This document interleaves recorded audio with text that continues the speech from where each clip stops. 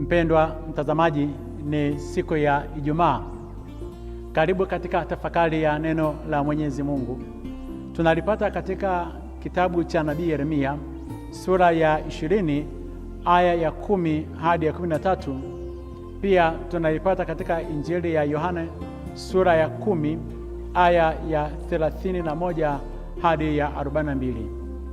Tukianza na habari za Nabii Yeremia ambaye Mwenyezi Mungu alimuita tokea tumboni mwa mama yake na akamwambia kwamba alimteua aweze kuwa nabii wa kimataifa. Alifurahia utume huo, ingawa alitoa visingizio kwamba yeye ni mtoto hawezi. Mwenyezi Mungu akamhakikishia kwamba atakuwa pamoja na yeye. Kazi yake kubwa katika taifa la Israeli, katika level ile ya kuweza kuwa nabii wa mataifa, ilikuwa ni kung'oa uovu wote ambao ulikuwa ndani ya taifa, kubomoa kila aina ya madhabahu zote za uovu. Vile vile pia baada ya kuweza kubomoa, kuharibu kila aina ya ibada za miungu ambazo zilikuwa zimetapakaa kwenye ile taifa la Israeli. Na baadaye pia alikuwa amepewa jukumu la kuweza kujenga. Alipoingia katika utume huo, alikutana na upinzani mkubwa. Serikali, yani mfalme wa Israeli nyakati hizo, alikuwa amejikita sana katika kupokea unabii kutoka kwa manabii wa uongo ambao walikuwa wakimwambia nchi iko salama na kwamba mfalme utaishi, Mungu yuko pamoja na wewe. Lakini nyakati hizo nchi haikuwa salama. Nabii Yeremia anapata maono, anaona nchi inakuja kuangamia, watu wote wanachukuliwa wanapelekwa katika utumwa. Akamwendea mfalme kwamba nchi inaangamia. Akaanza kutangaza juu ya maangamizi yanayokuja kwa ajili ya nchi ya Israeli. Walichokifanya wale manabii wa uongo pamoja na mfalme, wakamshika nabii Yeremia, wakamtundika katika lango la hekalu.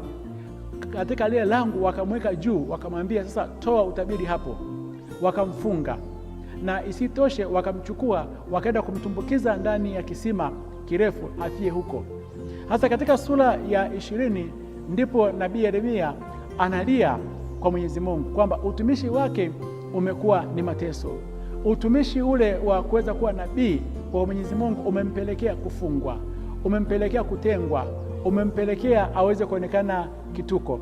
Anasema kwamba nimesikia mashutumu ya watu wengi, hofu ziko pande zote, hadi marafiki zangu wanaonivizia wanasema tumshtaki nasi tutamshtaki, huenda akadaika nasi tutamshinda. Tunajifunza jambo moja. Kipindi ambacho nabii Yeremia alikuwa anaishi, ukiitwa nabii wa Mwenyezi Mungu, utambue mbele yako ilikuwa ni kifo, mbele yako ilikuwa ni mateso, mbele yako ilikuwa ni kukataliwa, mbele yako ilikuwa lazima upate mashutumu mbalimbali. Kwa nini?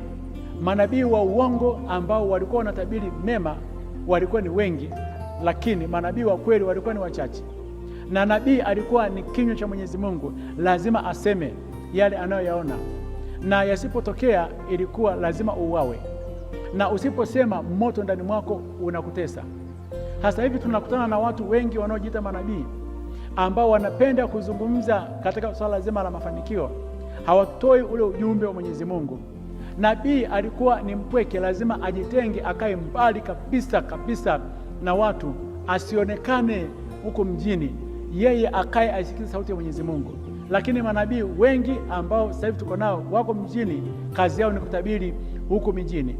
Ndio maana tunajiuliza, je, tunao manabii wa kweli au tunao manabii wa uongo? Nabii Yeremia anavyosimama kati ya manabii wa kweli wa Mwenyezi Mungu, ndani mwake amebeba mashutumu. Nabii huyu ndani mwake amebeba watu wanaomvizia, wanataka kuweza kumuua. Nabii wa kweli huyu amebeba mashtaka mengi, na haya yanampelekea watu kutaka kulipiza kisasi. Ukiwa unapita katika mazingira kama ya nabii Yeremia, jipe moyo, utambue upo katika kundi la hawa manabii wa kweli wa Mwenyezi Mungu. Nabii Yeremia baada ya kupita katika changamoto hizo, anaingia kufanya maombi. Yeye anasema Bwana yu pamoja nami.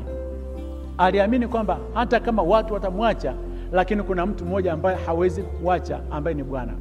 Hata kama wewe nyakati mbalimbali popote pale ulipo, umepita katika mazingira ya nabii Yeremia, utambue kwamba Bwana yu pamoja na wewe, hawezi kukuacha.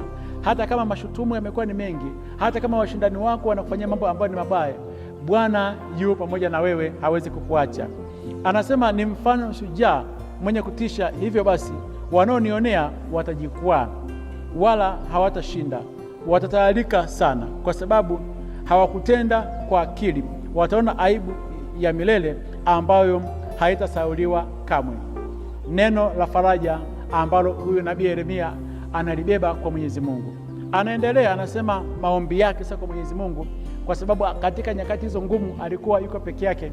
Anamwendea Mwenyezi Mungu kwa moyo wa thabiti. Anasema, E Bwana wa majeshi, wewe wajaribu wenye haki, waona viuno na mioyo. Nijalie kuona kisasi chako juu yao, kwa maana nimekufunulia wewe neno langu. Katika nyakati ngumu zote za maisha, ukipita ukiwa umejaribiwa, umefanyia mambo magumu kama haya, inua moyo wako, funua neno lako kwa Mwenyezi Mungu. Usianze kutumia muda mwingi kwenda kuongea na watu, kwenda kupeleka shida zako kwa watu. Wanadamu watakuumbua tu. Fanya kama nabii Yeremia, katika mazingira magumu unavyokataliwa, yapeleke maombi yako kwa Mwenyezi Mungu. Katika Injili tunamwona Yesu ambaye anafanana sana na nabii Yeremia. Nabii Yeremia alibeba mateso mengi ya kukataliwa, na vilevile pia Yesu anapojiandaa kuingia katika mateso, kwenda kutekeleza kusudi la Mwenyezi Mungu, kuubeba msalaba, kukataliwa na wazee wa kanisa, kukataliwa na wazee wale ambao walikuwa ni Wayahudi, ambao ndio wangeweza kumpokea. Tunakutana na Wayahudi ambao wanaokota mawe ili kuweza kumpiga Yesu, na Yesu anawaambia, ni kweli mnataka kunipiga mawe. Anasema, kwa kazi gani ambazo mimi nimewaonyesha? Kazi nyingi nimewaonyesha. Nimeponya watoto wenu, nimewafundisha neno la Mwenyezi Mungu, wafu wamefufuliwa, nimewalisha chakula zaidi ya watu 5,000. Vilevile pia wale waliokuwa vilema wanatembea. Nimewafanyia mambo mengi.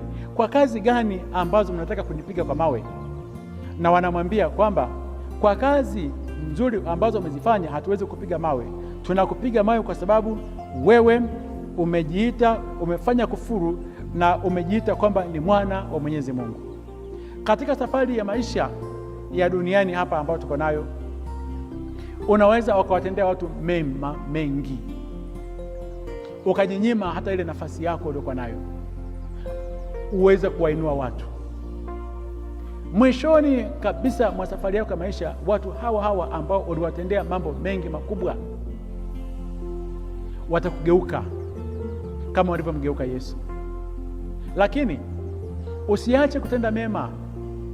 Kazi zako njema ambazo ulikuwa umezifanya ndizo hizo ambazo baadaye zitakuja kusimama kwa hawa washitaki wako. Angalia, hawa wanajikwaa baada ya kuweza kukota mawe kuweza kumpiga Yesu. Anawaambia, mnaniua kwa kazi gani njema ambazo mmezifanya? Wanasema kwa sababu ya kufuru.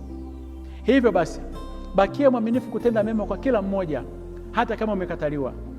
Na baada ya mazungumzo mengi sana ya kiteolojia ambayo yalikuwepo, Yesu akithibitisha kwamba yeye ni mwana wa Mwenyezi Mungu na ametoka mbinguni, amekuja kwa ajili ya kuweza kuwaokoa wanadamu. Hakuja kwa shauri lake kwamba yeye ni mwana wa Mwenyezi Mungu. Wanatafuta tena kumkamata, lakini akaondoka mikononi mwao. Kitu gani tunachojifunza? Kati ya maadui zako lazima ujipange kujitenga na hao. Usije ukajifanya kwamba wewe una upako mkubwa, kwamba unaweza kuwashinda. Yesu alijitenga, akaenda ng'ambo ya Yordani ambako ni mahali alipobatizwa. Anaenda kukaa mahali pale ambapo Yohana Mbatizaji alimbatiza, na mbingu zilifunguka. Sauti ya Baba ikatoka ikasema, huyu ni mwanangu mpendwa niliyependezwa naye. Kwamba pale ambapo alipoanzia utume akaenda pale, ameenda kukaa mahali hapo. Inapendeza sana.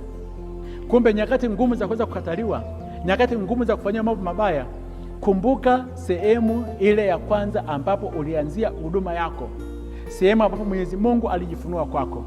Kumbuka mazingira kama hayo. Kumbuka ulipoanza maisha, Mwenyezi Mungu alijifunua kwako. Vilevile pia usisahau katika habari za Yakobo, na yeye mwenyewe alipopata machangamoto makubwa alikwenda Betheli. Habari tunazipata katika kitabu kile cha Mwanzo sura ya 35, Yakobo alikwenda Betheli ambapo Mwenyezi Mungu alimtokea, na Mwenyezi Mungu na Yakobo akajenga madhabahu. Kuna sehemu fulani ulianza maisha yako ya kiroho. Unapopata machangamoto, rudi hapo, kakae hapo, tafakari, utapata nguvu kubwa sana ya kusonga mbele. Utapata nguvu kubwa sana. Kuna mahali ambapo Mwenyezi Mungu alijifunua kwako, mahali ulipokuwa mchanga, ulipokuwa unakutana na Mwenyezi Mungu, ndio mahali pako kukupatia nguvu nyakati zote ambazo unazopita katika changamoto. Nenda katika ukimya, tafuta mahali ambapo pana ukimya. Bwana ataongea na wewe. Yesu anakwenda Yordani, anapata nguvu, na akiwa huko watu wengi wanamwendea na kuweza kumwamini.